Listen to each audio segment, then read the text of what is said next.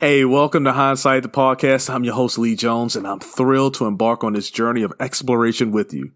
We often find ourselves reflecting on the choices we've made and wondering how our lives might have unfolded differently if we had taken a different path. Here's the beauty of hindsight. It gives us a chance to gain wisdom and learn from our past decisions. Look, this podcast is a platform to dig deep into those pivotal moments and uncover the invaluable lessons hidden within. Look, I'm Lee Jones, your host, and I couldn't be more excited to have you on board. So let's dive right in and explore the fascinating realm of decisions on Hindsight, the podcast. When you look back in hindsight, everything is 20/20. In hindsight, you make mistakes, we're learning from it. In hindsight, shaping yesterday and your tomorrow. In hindsight, it's so much clearer now. This is Hindsight, the podcast, and introducing your host, Lee Jones. Welcome to Hindsight, the podcast, and I'm thrilled today to have Jaime Filer as my guest. She's a renowned writer, speaker, and mental health advocate. And as the owner of Jaime Filer Fitness, she has built a strong presence on Instagram with a whole lot of... I have a number here, Jaime, but I don't want to say it because it's probably grown since I put this number down. But you got a ton of followers. Thank you. Thank you for saying so. Yeah. Absolutely. So how are you doing today? I'm doing well. Everything is off to a great start so far. You know, I start every day with a little affirmation. Today is going to be freaking amazing. And then I just make it so. You know, I'm still trying to work on the affirmations. So I saw someplace else where it was like, get into those tiny habits, right? When your feet hits the floor, give that, it's going to be a great day. That's it. And then I hit the floor and then I'm moving slow. then I walk to the bathroom and I'm like, oh yeah, today's going to be a great day. Listen, the truth is, Lee, as long as it gets done before you look at your phone, to me, that's the ultimate thing. Because, I mean, we can get into it later in the podcast, but as soon as you open that laptop, as soon as you turn on that screen, sometimes it feels like your day isn't even yours anymore. Right? We feel like we've got these eye handcuffs. So if you can get that affirmation in whenever before your day takes control of you, you're in a good spot. That's the key. And, you know, like you said, as long as you remember, it's those small habits. And it's more to just get you mentally prepared for the day, right? So that you can have that positive mindset and just make it a day. It's all about the mindset. Absolutely. And it's not just about the positive mindset because you can't always be positive all the time, right? True. And that's okay. But it's about a bulletproof mindset. You can be resilient and perseverant all the time, but you don't have to be positive all the time. You just need to be in control. I like that. Breaking it down. Yeah. That's what I was really excited because I do look at a lot of your posts on Instagram and like your lessons are just like you just did right then. Like you don't always have great days, right? But you got to have the mindset or the bulletproof mindset to be able to navigate through those moments. So that is definitely a key bit of mind shifting for me and great advice. I appreciate that. Of course. I'm glad I've earned my keep on your podcast already. I'm going to tell you a secret. This podcast is really about me getting to know you, right? And if hopefully my listeners enjoy what you have to say, but I'm always trying to learn. And that's why I try to bring exciting people and things that I'm interested in, which is fitness and, you know, wealth building and positive thinking and veterans transitioning from the military, things like that, right? Are the topics, that I like to engage in because I want to learn new things all the time. And I think people who listen on here like to learn as well. So, so keep sending the lessons. Okay. You got it. So you're originally where are you from? Are you from Toronto? Are you from Canada? I'm originally from Toronto, Canada. That's it. And where are you staying now? I currently reside in St. Petersburg, Florida. Oh, you're okay. Everyone's across the country. It's either California or Florida. I mean, I'm in California now, but it's normally in California or Florida. Yep. Which are great fitness states. I believe. Yeah. I could not agree more 100%. But the truth is, I guess one of the things that California and Florida have in common is the sunshine, right? Absolutely. That's actually why I moved. The seasonal affective disorder that was taking place like 4 to 6 months a year in my northern province was just more than my mental health could handle. So, the opportunity presented itself to move to the US, which is somewhere I kind of always wanted to end up in, also because of the fitness scene. I took the opportunity and I ran with it. Good. So you got your certification, and you did a lot of stuff. So we're gonna talk about this whole fitness journey of yours. But you got your certification at 18. So at what age did you know that you wanted to do fitness as a lifestyle first, and then as a career? Yeah, great question. So I joke about it until I don't. Whenever someone asked me what my favorite subject was in school, the answer would always be gym and recess. And again, it was a joke until it wasn't.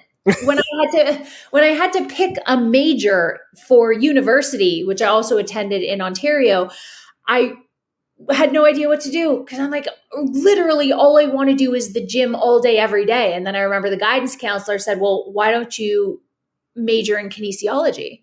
And I said, what is that? And he said, it's the study of human movement. And I said, okay, sounds close enough. It essentially sounds like a personal trainer, but with a 4-year degree. So Right. count me in. So I think I've known since high school. I'm also 35 years old. So when I was 17, 18, The Biggest Loser was just starting. And Jillian Michaels essentially, and Bob Harper, of course, had legitimized the profession of personal training by bringing it to the small screen. So, pardon me, we're all familiar with lawyer dramas, medical dramas, police officers, firefighters.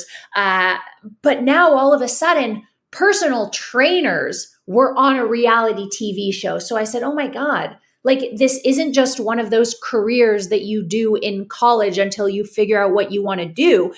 This is something you could actually make into a career. And from then on, I mean, that was it. So I've known that I wanted to be a coach from the time I was 18, at least. What sparked that thought? Was it just in you, or did you see someone who was fit, like when you were 16, 17 years old? Was it your PE teacher? Like, what was it? No, I don't think anyone's PE teacher has ever. I had a good one. He was actually and it didn't lead me to fitness, but he was he was the high school football coach as well. There it is, Lee. It was the fact that he was also a high school football coach, right? Because there's something different about a coach and a teacher. Very different nuance there. That's true. Good point. So in terms of what inspired me, I struggled with an eating disorder from 11 to 21, started my first diet when I was in 5th grade. And,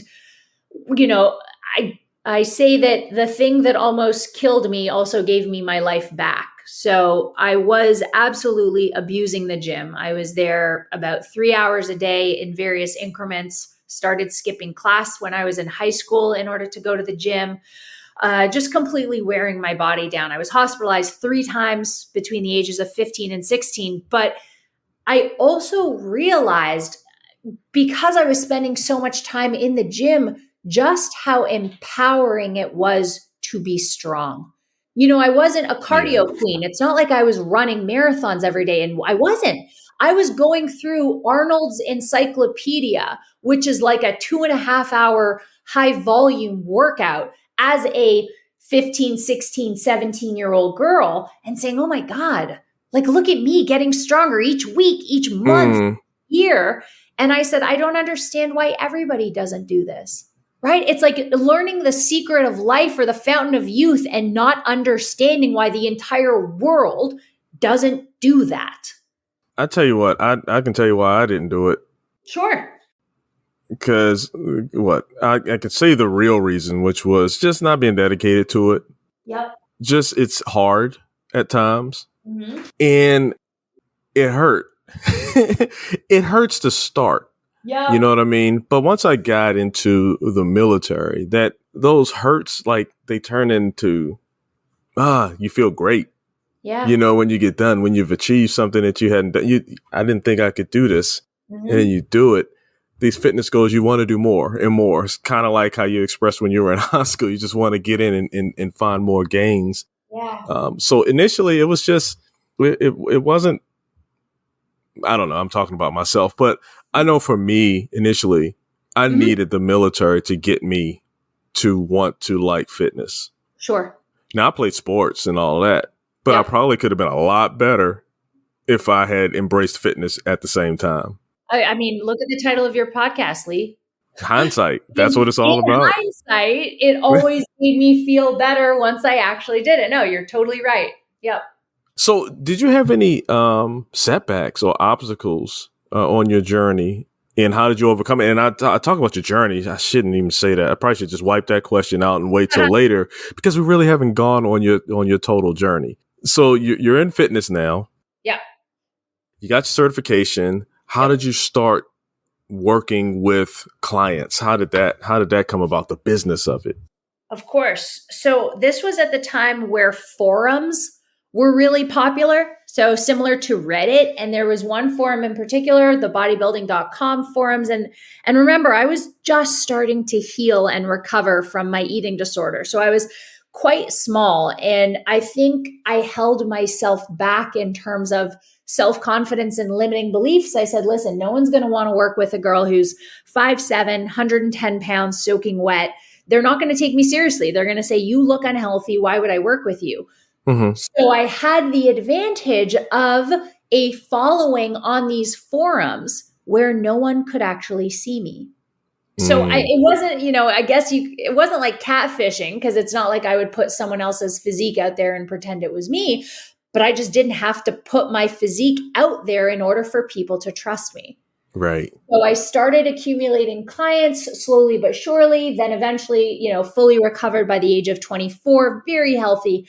And that's when I started taking in-person clients. But I realized that the value, both in terms of dollar and time, wasn't as high for that one-to-one exchange as it was for the online one-to-many, yes. Right? Because with the advent of social media, or even just having access to email, you can send out 20 emails in an hour and check in with 20 clients, or make programs for 2 clients in that hour, versus just that one person paying you to count their reps and watch their form. Right. So that's kind of how my business evolved. It went from online to in-person, back to online again when I realized I wanted to have more impact. I like that approach, because it's just money makes sense, right? And you have something to offer to your clients, right? Mm-hmm. And you're maximizing that, and you're using the technology that's available today, and everyone's used to it, right? So it makes sense. Sure. And I mean, it's one of those, it sounds so cliche, but what a time to be alive. Yeah. I just got off another podcast where I was interviewing an individual who used to have to put flyers for his gym in people's windshields of their cars. And he would spend 3 hours a day, 5 days a week doing that. And he said, you youngsters don't even know how good you have it, that Instagram is free and TikTok is free, and now Threads and Twitter and YouTube. You can put your flyers, and I'm putting that in air quotes, out as much or as little as you want, but it's all free. You just have to do the legwork. Right. And I thought that was such a crazy, awesome perspective. So do you work with women and men? Great question. I have a team. There are 4 coaches working for Filer Fitness. It's myself, my wife, and we have 2 others. I personally do not work with men, but we have 2 team members who do. Okay. So how do you approach helping women build confidence and overcome body image issues through fitness? Because I know you do an empowerment type of approach as well, right? When you're coaching your clients. Yeah, I have 3 different, we can call them proprietary, maybe, pillars. So the first one is the nutrition reset method. Especially as women, we have grown up with diet culture, and we've grown up with our moms speaking negatively about their bodies, and we've been around it. And we've had our friends who have been on tons of fad diets and rebounded, and just the way we grow up around food in our bodies is so crappy Yeah. so detrimental, for lack of a better word, that we at Filer Fitness intend to reset everything you thought you knew about your body, about food, about your relationship to calories and the scale. So that's how we deal with nutrition. We call it the nutrition reset method. Then in terms of training, we have the confident training method. And it sounds so cheesy, and it is, because what happens a lot of times, especially in the online world, is personal trainers give out these cookie cutter training programs that have women in the gym 5 days a week, 2 to 3 hours a day. And these women don't have time for that. Right. And so they get discouraged because they feel like they're failing the program, they're failing their trainer, they're failing themselves. So instead, what we do with the confident training method is say, hey, listen, how many days a week would you like to train? How many minutes or hours per day do you have to train? Do you have any injuries or limitations? And then we customize the training program around exactly what that woman needs in order to build her confidence. Because the best way to increase confidence is to keep the promises you make to yourself. So if you say, listen, I can't be in the gym 5 days a week, but I can commit to walking my dog in the morning for half an hour, that is your training program. And I promise you it's going to be successful. Nice. What's the third one? The power accountability system. So this is where you realize that you have a friend, a coach, a mentor, a cheerleader, and a drill sergeant all in one. So our team checks on you every day. We have one formal check-in every week. I do a Sunday morning brunch call via Zoom that focuses on self-development. We have a Facebook Live once a week. We have a monthly team call, and you can message us whenever you want. And how does that work out for everyone? How long have you been using that 3 strategy system, and how successful is it? It's so funny. I love that you asked that question, because our clients, before they sign on, they're like, well, is this going to work? And our question is always, well, are you going to work? Everything in life really is successful to the extent that you are compliant with it. Right? Hey. Do anything on a long enough time horizon, and it's going to work out for you. I got a big old smile on my face because you're so right. Yeah. You sit and just look back over anything in your life, right? Typically, you put some effort into it, and you're pretty successful. And the things that you don't put a lot of effort in, you may get lucky and be okay, right? But typically, those things, if I would put a little more effort in. But yeah, we have a 100% success rate with people who are compliant and adherent to the program. We've been doing it. We've been in business since January 2019. And it's really, I believe that, fitness, business, life, constant evolution. So did we always have the 3 pillars? Yes, technically, but were they always that steadfast and, easy to recite? No, that's more in the last 6 months or so. You worked it out. Yeah, absolutely. Yeah. I got that. Can you share a specific, I'm going to slow that question down so you can think, a specific moment from your past where you faced a significant setback or a challenge? It can be in your fitness, it can be in your business, it can be in your life, whatever. And how did you overcome it to become the successful, and I'm going to say successful fitness influencer that you are today? Thank you. Thank you.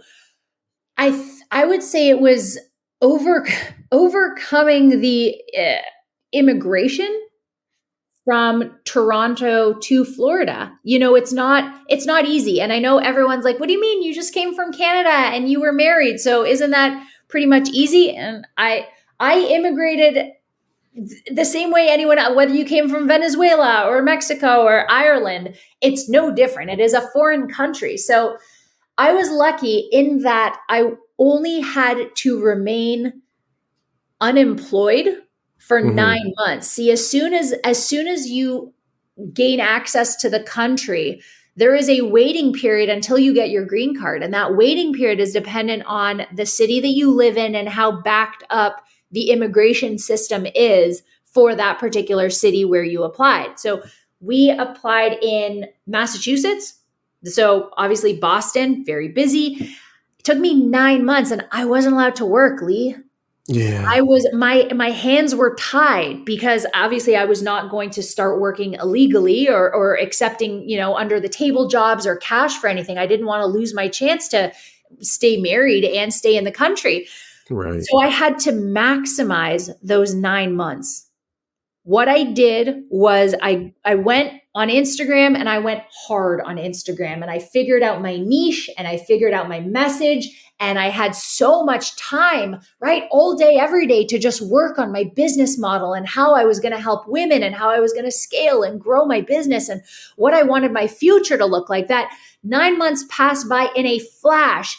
And then as soon as I got my green card and the floodgates could finally open, it was like 100 clients in one shot because all of these people had been waiting for my program that I was like teasing them about, but obviously couldn't release. So I used I drained my finances, right? Like my wife and I lived off savings and her student loans.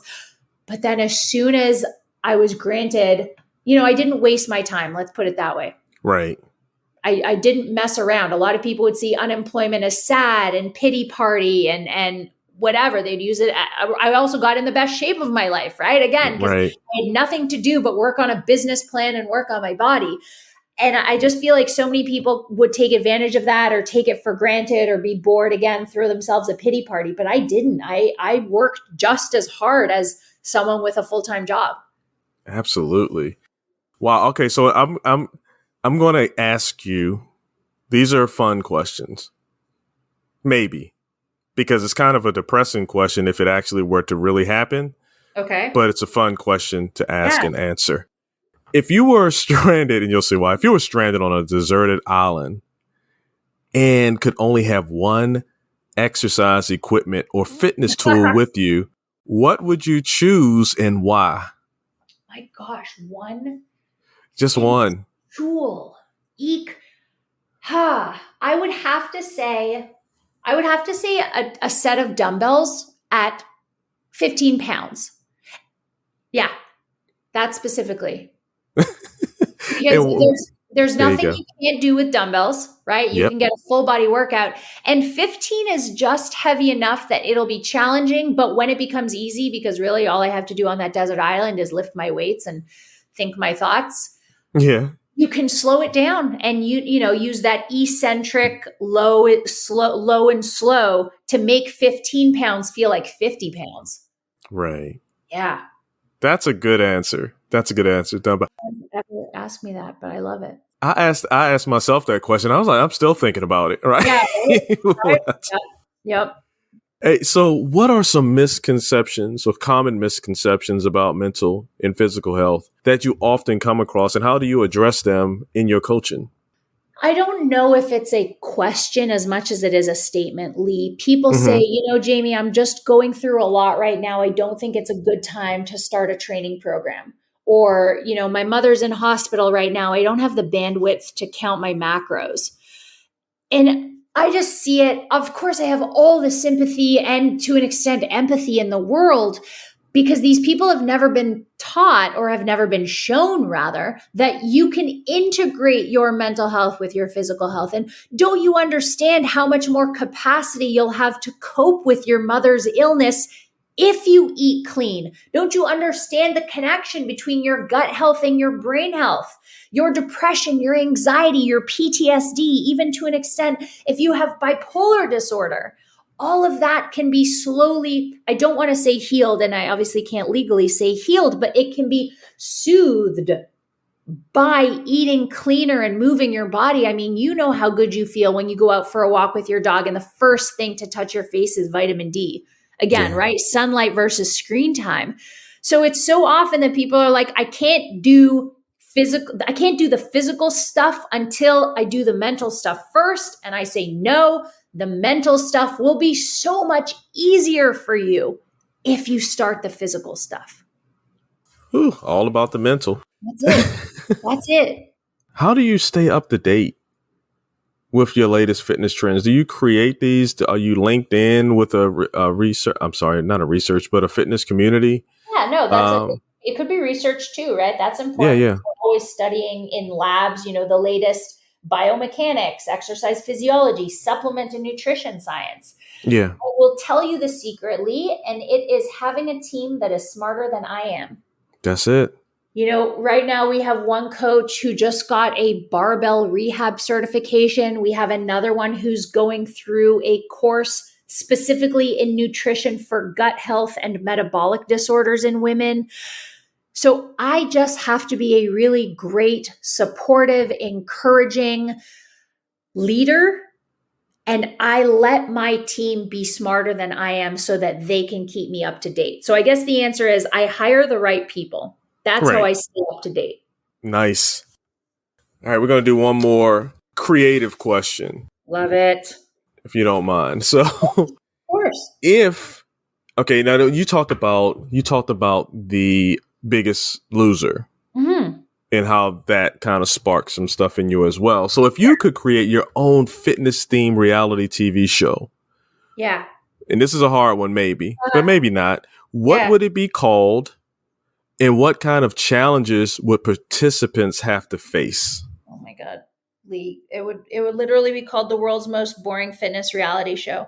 Because because all you would see is people going outside for walks. You'd see them journaling twice a day. You'd see them creating vision boards in the evening. You'd hear them doing their affirmations in the morning, and you'd see them drinking more water. Like, again, it's one of those people think that you have to live the Biggest Loser lifestyle, or you have to be in the gym 5 days a week, 2 hours a day, or you have to be doing, your Peloton every morning fasted. And that's not what gets you results, because that's not sustainable. So I would create the most boring, sustainable fitness reality show where the biggest challenge is you getting in a gallon of water and going to bed at 10 p.m. every day. That's my show. I freaking love it. Yeah. Yeah. Again, no one's ever going to watch it, and CBS isn't going to pay for me to be their trainer, but that is how I would change You'd have some industry and yeah. You'd have some watchers, because like vision boards are kind of cool. Vision boards right? are super cool. Yeah. I've seen a photo of you with a big old round stone rock, looking like the strongest. I've only seen it, and I haven't seen a strongest woman contest, but I've only seen it in the strongest man contest. Uh-huh. When they have to pick those big round cement, I don't know what you call them, and walk across the field and put them in these.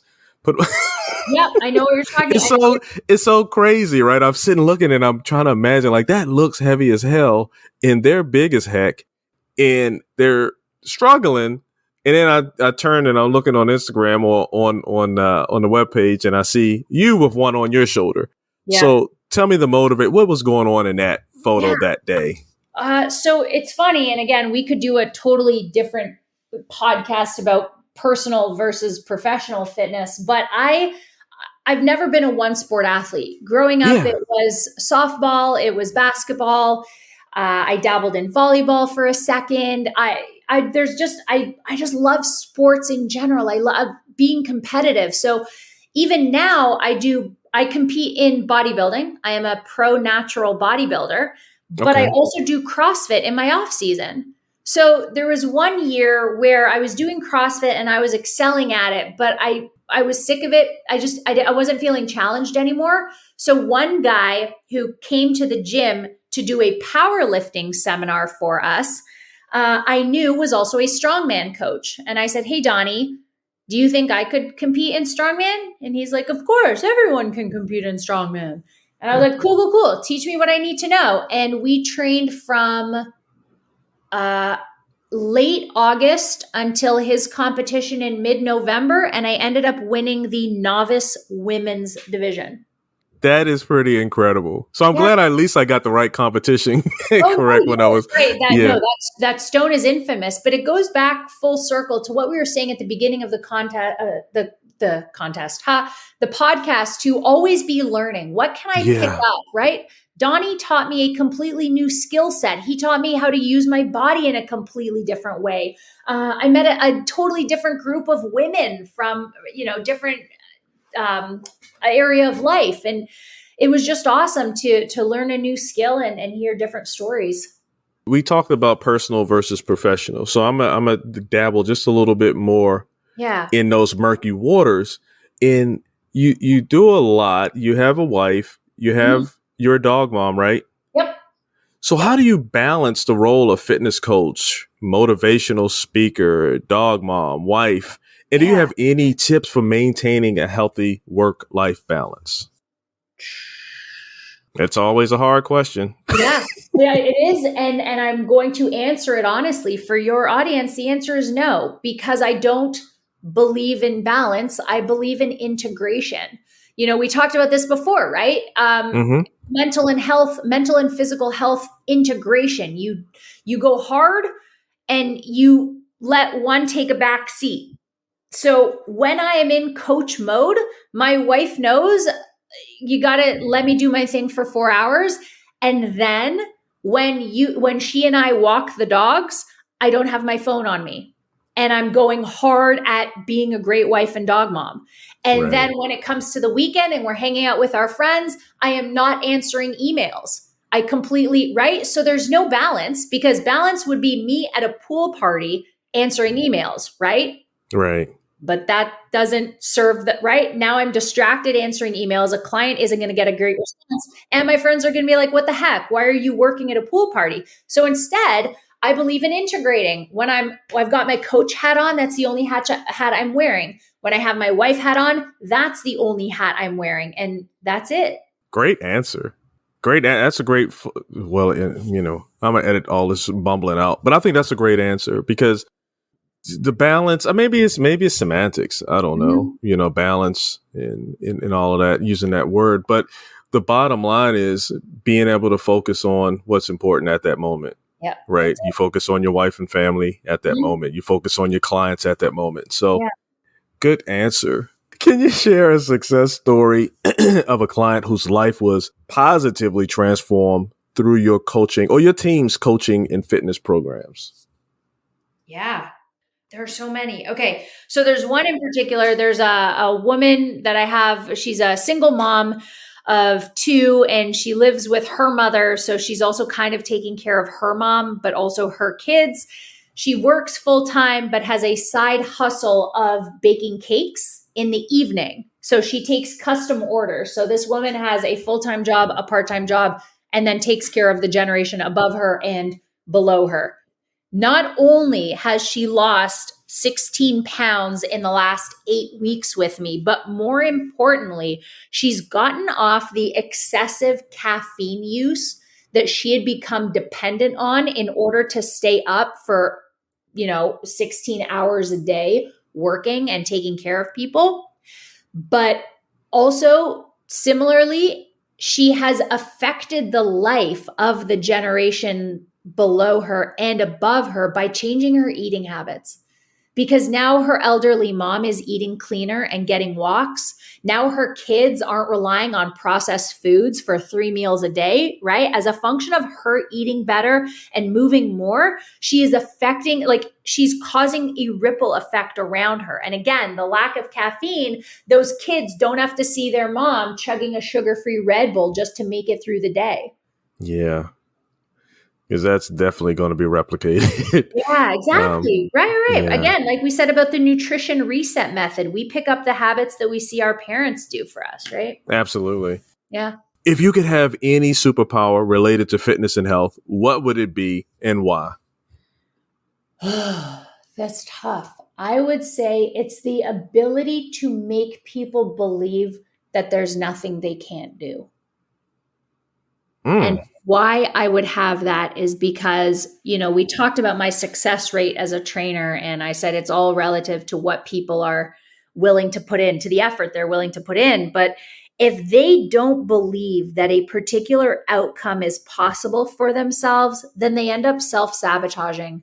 They end up getting in their own way. They end up talking themselves out of starting. But if everyone just had the same belief in them that I have in them, they would be infinitely successful in everything from their fitness journey to their relationships to their careers.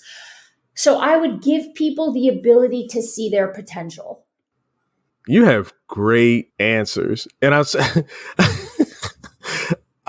never mind. I'm really sitting here with a big smile on my face. I love this part of what I do because just talking, I'm meeting you. So I'm getting to know you, right? I can see you on Instagram. So I appreciate you coming on and talking to me, but I'm getting to know you and I'm liking you a lot more and more the more this conversation goes along. So looking back at your journey, what is one valuable lesson you learned from past achievements or setbacks that you believe is crucial for others that are striving to overcome and reduce anxiety through fitness, not through their fitness?